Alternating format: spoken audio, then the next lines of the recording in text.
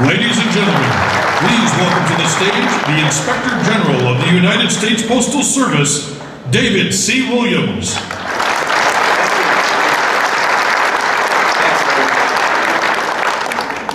That was a great presentation to start things off. I really can't think of another attorney in Washington who was arrested in the 5th grade, just you. To make an important career decision like that when you were 10 years old is astounding. I hope you've all had a chance to turn around and look at the room. This is a sensational accomplishment during any times, but especially during difficult times like this. The ability to remain buoyed and to continue fighting, struggling forward with such an impressive, dynamic group is astounding. This is the best one I've been to in a number of years. So congratulations to Louis and Jay and the entire leadership team, and to all of you, thank you for coming into town. I know you're from all over the country, from processing facilities, post offices, and you have vital mission support positions, and your job is truly where the rubber meets the road for the Postal Service. The theme this year is a good one, Connect. In 2013, you're already important players on the Hill. You're there very often, and we meet with you very often. Louis and the others are great advocates for you. But this is the time could not be more perfect for you to hit the Hill and try to get meaningful postal legislation passed. You couldn't have scheduled this more magically. Your arrival is exactly the right moment. NAPS is on the front lines of the Postal Service, and you have a unique vantage point. You can both see the problems, and I know many of you have imagined solutions to those problems and helped us to stay focused and to understand so that we can follow up on the ideas that you've given us and the problems that you brought to us to try to explore and to bring forward. We work often with you in areas such as workers' compensation fraud, and you came to us a few. By the way, I saw Ted. He looks great. He looks like he just stepped out of the spa. And he's the one that came to us with concerns about PFP along with the leadership team back then. And we conducted a study of that, and you were exactly right. Top management had lowered the core requirement ratings and used numeric targets to rate the core requirements, which is contrary to their own regulations. You brought that to us. We did our best to get it right and came back to you to make sure we got it right. And that's the kind of work that we do with you and for you that we appreciate. In the area of disability fraud, you've had a significant impact in partnership with our office. It's really difficult when people make fraudulent claims regarding disability and leave it to the other reduced staff to pick up their work. Since 2010, we've had arrests, removals, and forced resignations of over 300 employees and saved over $500 million. And in most of those instances, it's been in conjunction with our close working relationship with you. We really want to thank you. I wanted to spend most of the time today, though, talking about kind of the big picture, because I know that that's your reason for being in town. The Postal Service has been placed inside a deadly box. The unintended consequences of well-meaning actions that have preceded us here have created very, very impossible conditions. We're told to pay $5 billion a year from a business that was designed to break even. All of the managing capital has been taken, and more. And prices have been artificially increased as a result of this requirement. We've been ordered to remain oversized for an organization that needs to match demand and supply. I'm told to freeze prices and inflation, which is truly a price freeze, and to ride out the digital age without changing or taking on new mission areas. You don't have a ghost of a chance. This is a lethal formula. No one could survive it. It isn't your fault. I know that you're there every single day.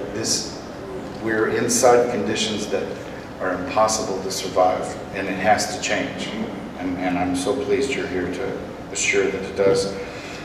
We lost $15.9 billion in 2012. Volume continued dropping down to 160 billion, which is still, of course, the largest in the world, much larger than anyone else. We have defaulted on 2 of the payments, and our borrowing under $15 billion has been hit. This is a very, very important moment. This situation is going to get as serious as the government allows it to get.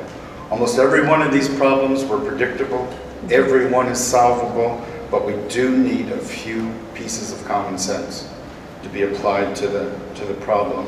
Here's some background, and I know that you'll be discussing the background to a lot of the problems in the meetings.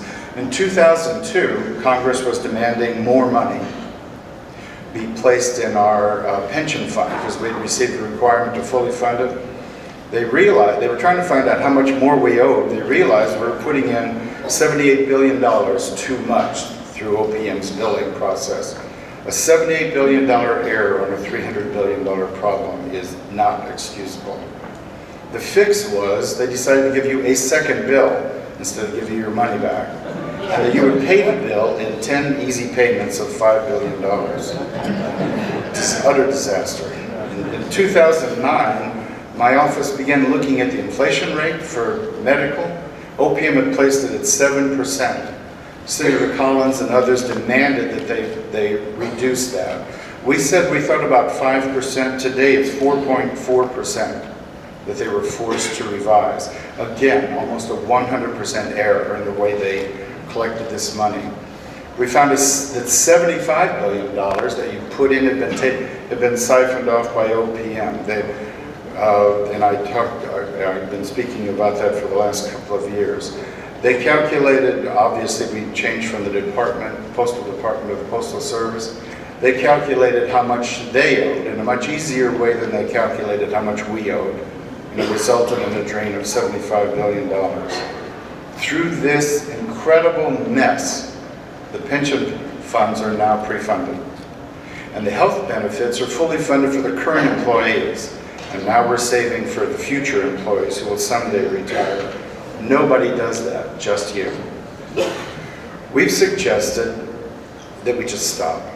We have $46 billion in the health fund. If we just sealed that and allowed it to grow by interest only, GAO just confirmed that there would be a 70% pre-funding by 2040. That's double the best case we could find in the private sector. In the federal government, there isn't any pre-funding. So you've definitely blown by them. You're being required to more than double what the private sector gold standard is, and more is being asked. We've set aside $330 billion in cash. We have $85 billion in assets. We have $394 billion in liabilities. Our assets already exceed our liabilities, and they just won't quit taking money from us. Our main pension fund is overfunded, and they're increasing the bill. We know that when the last postal employee, if somehow you would just freeze action, go out of business, we know that when the last postal employee dies, there'll be a $12 billion balance in the account because of the overfunding. What do you think is going to happen to that $12 billion? Yes, I think that's a correct answer. In the meantime, the Postal Service is bankrupt and unbelievably wealthy. Nobody has that amount of money that hasn't been immediately taken over by another corporation. And in the meantime also, if we go out of business, our place in the world, all of the international mail, correspondence, and parcels are going to be stacking up at the Statue of Liberty and the Golden Gate Bridge, because no private carrier is going to deliver that to every door.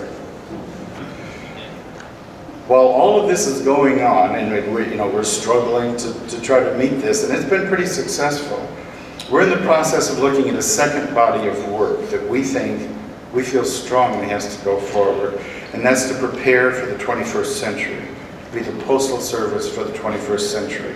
We've been prohibited from going forward with that in legislation. We can't stand by in this country when the best and the strongest communication systems is under attack in the midst of an information revolution instead of permitting it to adapt and to help. Future generations are going to wonder why we put $1 trillion into the TARP fund and to the stimulus fund while killing off an even larger part of the economy that wouldn't have cost a penny to save. There is no answer to that. There is no excuse for that. That is unforgivable. We know that letter mail is going to have a smaller future, and it's going to be at the higher end of a continuum of evolving communications. So let's start there. Now there's emails, texts, tweets, instant messaging, wall posts, and also Americans are getting more comfortable with using telephones instead of computers. In fact, the younger kids almost won't turn on the computer. Mobile commerce is overtaking e-commerce. That's pretty good news for us. Those telephones connect and interact with paper in the way that computers never would. And we're trying to respond to that. We're a nation on the move with smart devices and social networking. You can take all the things that interest you, all your worlds with you, your decisions, networks of friends, and increasingly your addresses with you. Everyone's communications challenges in meeting this vastly different, changed world don't magically go away, though. In some areas, the problems are mounting, hurdles are lengthening, and there's a need for a modernized communication infrastructure to fully liberate Americans and American commerce in the way that other nations are working to liberate their citizens and their commerce.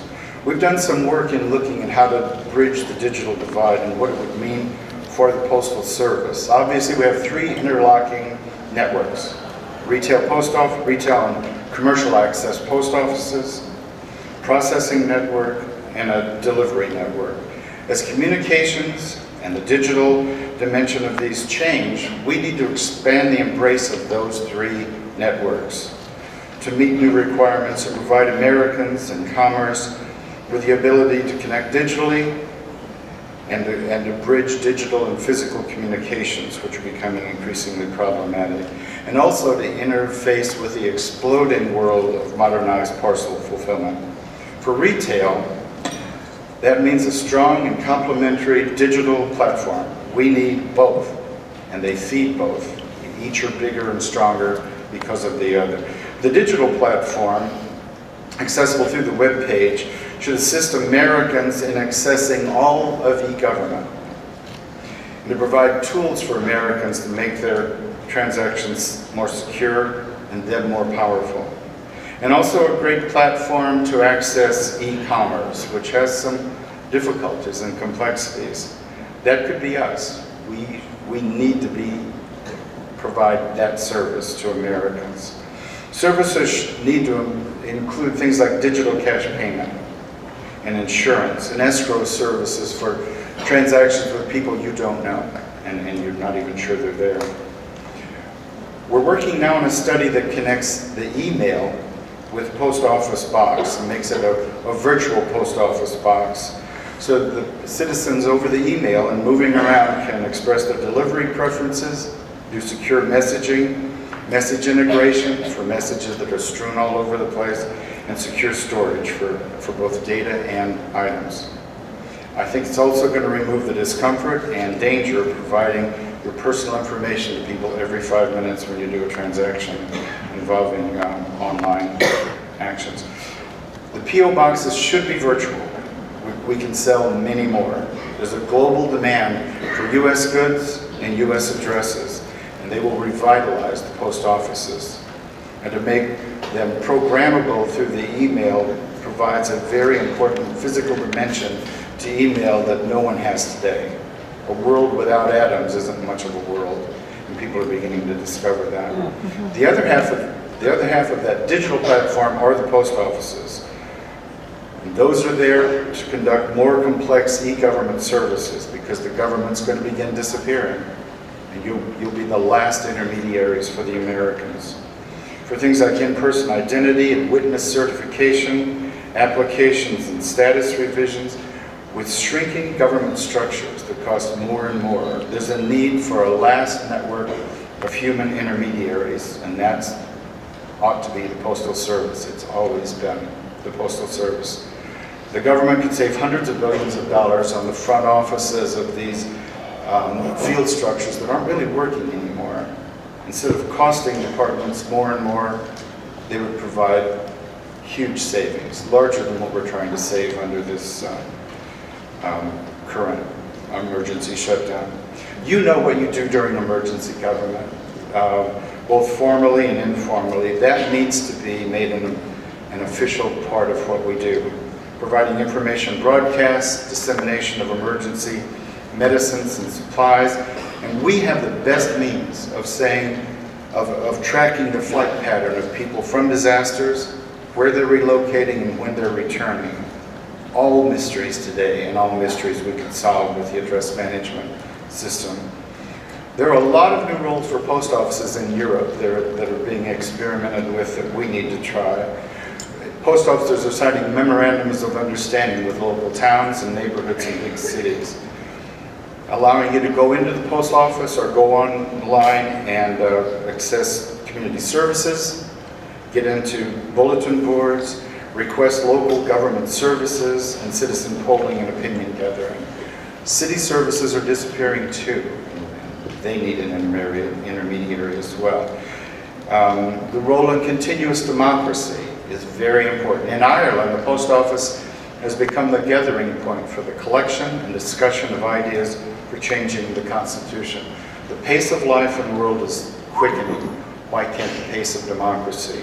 We need people to want democracy. We're losing our relevance, and this could restore it. Parcels obviously have an incredibly bright future.